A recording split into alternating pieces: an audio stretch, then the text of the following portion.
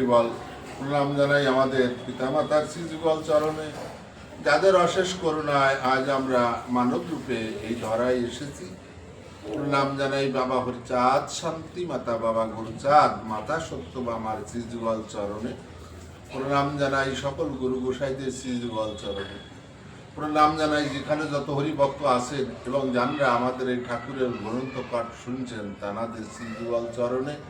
আমাদের এই ঠাকুরের গ্রন্থ পাঠ চলাকালীন যদি কোনো ভুল ত্রুটি হয় নিজ গুণে ক্ষমা করে দেবেন, আশীর্বাদ করবেন আমরা যতদিন বেঁচে থাকি যেন সঠিকভাবে ঠাকুরের নাম করতে পারি। জয় হরিবল। শ্রী শ্রী হরিনীল অমৃত পুঁথিতে নাম সংকীর্তন 152 পৃষ্ঠা।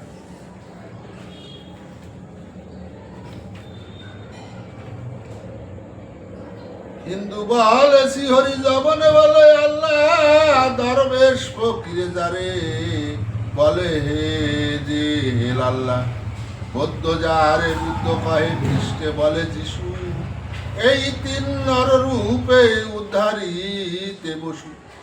সাহেব আনিয়া দিল চেয়ারে পাতিয়া, ঠাকুরকে বলিলেন বৈঠ হে আসিয়া। এখন এই সাহেবের মা, দিকের মা দিক সাহেবকে বলছে, এই যে ব্যক্তি এ সাধারণ মানুষ নয়, এর যা দেহের আকৃতি এ কোনো সাধারণ মানুষের হয় না। তাহলে কি বলছে এখানে? হিন্দু বলে শ্রীহরি, জবনে বলে আল্লাহ, দরবেশ ফকিরে যারে বলে যে হেল আল্লাহ, বুদ্ধ যারে বুদ্ধ কয়ে, খ্রিস্টে বলে যিশু, এই তিন নররূপে উদ্ধারিতে বসু। তাহলে ইনি সাধারণ মানুষ নয়, ইনি এক এক যুগে এক এক অবতার রূপে এসে জীবের উদ্ধার করেছে, তাই না? ঠাকুর কহে নাকি কহ অসম্ভব, সিয়ারে কি বৈশে কবু ঠাকুর বৈষ্ণব। সাহেব কহে ঠাকুর যে ইচ্ছা তোমার, যথা ইচ্ছা তথা বৈঠো হাম পরিহার। এখানে একটা ভালো কথা আছে। অশ্বিনী গোসাইকে যখন আমাদের রবীন্দ্রনাথ ঠাকুরের সম্মিলন অশ্বিনী গোসাই গেছিলেন, অশ্বিনী গোসাই মাটিতে বসেছিল, সেখানে বিশাল বন্দোবস্ত ছিল, চেয়ার টিয়ার এটা ওটা। তা রবীন্দ্রনাথ ঠাকুর বলছিল, কবি তুমি চেয়ারে বসো। বলে না, আমি চেয়ারে বসবো না, আমি এই মাটির মানুষ, মাটিতেই বসবো, তাই না? তাহলে এখানে ঠাকুর কি বলছে? যখন এই ডিক সাহেব চেয়ার দিয়ে ঠাকুরকে বসার সম্বোধনা করছে, তখন ঠাকুর কি বলছে? যে ঠাকুর কহে নাকি কহ অসম্ভব, চেয়ারে কি বয়সে কবু ঠাকুর বৈষ্ণব। এ কি অসম্ভব কথা বলো? যারা ঠাকুর যারা বৈষ্ণব তারা কি চেয়ারে বসে? সাহেব কহে ঠাকুর যে ইচ্ছা তোমার, যথা ইচ্ছা তথা বৈঠো হাম পরিহার। গান খান তো দেহ কান, ও গাও গাও গাও, নাচিয়া গাইয়া সব মেরা পাস আও। এখন এই যে কীর্তন সমাপ্ত করছে, তখন সাহেব বলছে যে এই গান বাজনা বন্ধ করো না। কেন বন্ধ করছো? নেচে গিয়ে আমার কাছে আসো।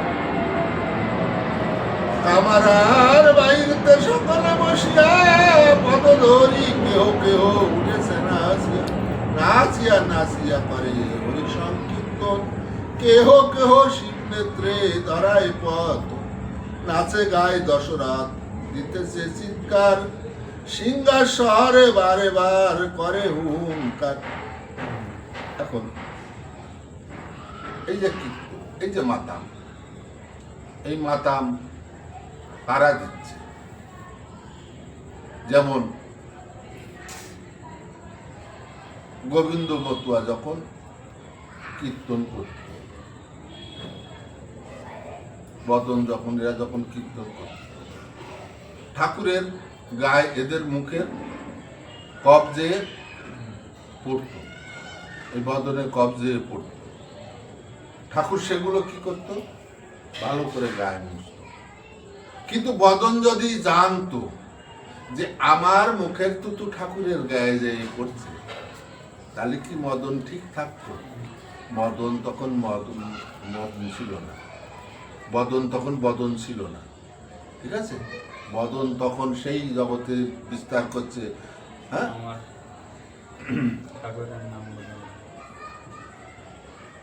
তাই কীর্তন মাঝে যদি কারো সেই ভাব না হয়, তাহলে কীর্তনে মজা করে আসে না।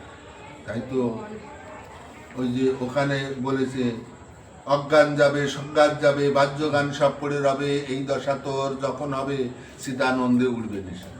তাহলে আমি যখন মাতাম খোলা যাবো, আমার অজ্ঞান সজ্ঞান বাহ্য গান সব জ্ঞান যখন চলে যাবে, আমার দেহে ঠাকুরের আবির্ভাব। কিন্তু আমার তো ওই মুখে লাপাই আর কীর্তন করি, মনে মনে অল্প না হয়, কোথায় এটা ওটা এই সমস্ত চিন্তা ভাবনা। তাহলে আমার মতো বন্ডর গায়ে কি আর ওই ঠাকুর বর করে?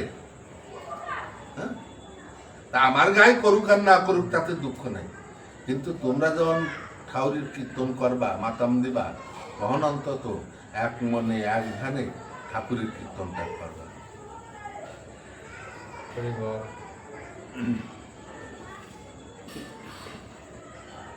দেখো এই যে ঠাকুর ভক্তদের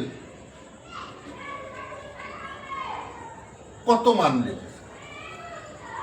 একদিন বিচারণ পাগল আর গুরুচাঁদ ঠাকুর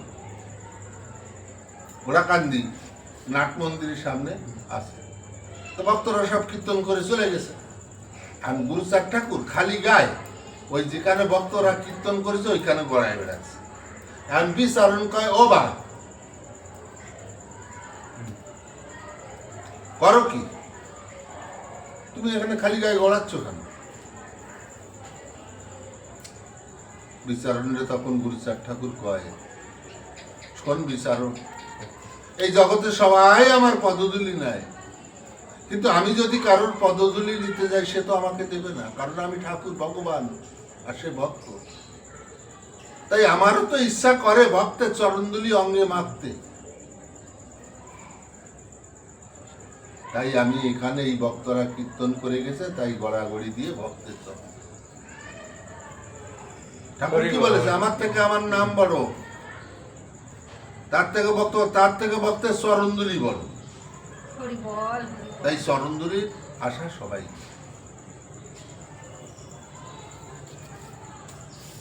নাচে গায়ে দশরথে দিতেছে চিৎকার, সিংহাসরে বারবার করে হুঙ্কার, লোমকূপ কুণ্ডুলম কণ্ঠক আকার, মস্তকে চৈতন্য শিখায় উদ্ধ হয় তার, কনে কনে ধরা তলে পড়ে দশা হয়ে, গোবিন্দ মতুবা ওঠে ফিকিয়ে ফিকিয়ে, শয়নে স্বপনে কিংবা নিঃশ্বাসাদি তাকে, উচ্চ স্বরে হরিনাম যার মুখে জাগে।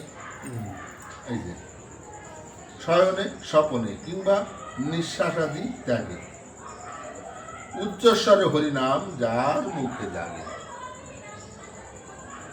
দেখবা উষাইরা এবার সবার ভিতর আসে না, জোর করে দিলে হয়তো কিছুদিন থাকে, সেটা ভণ্ডামি করা হয়।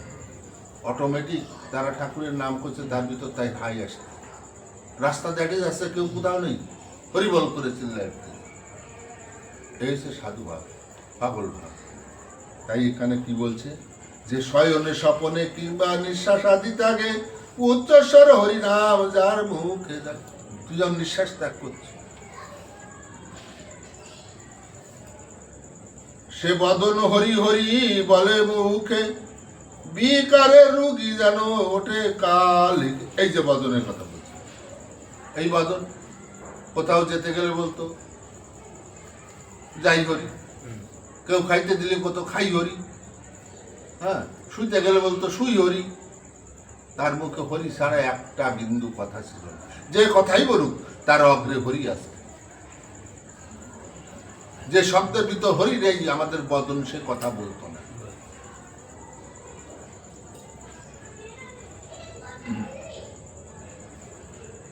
কাঁদে আর নাচে গায়ে মাথা ঘুরাইয়ে বিক্রিয়া ভিড়ি ঘুরিয়া নাচে বিমুখ হইয়ে উল্টিয়ে মাথা নিয়ে পায়ের নিকটে সেইভাবে হরি বলি পালটিয়া ওঠে।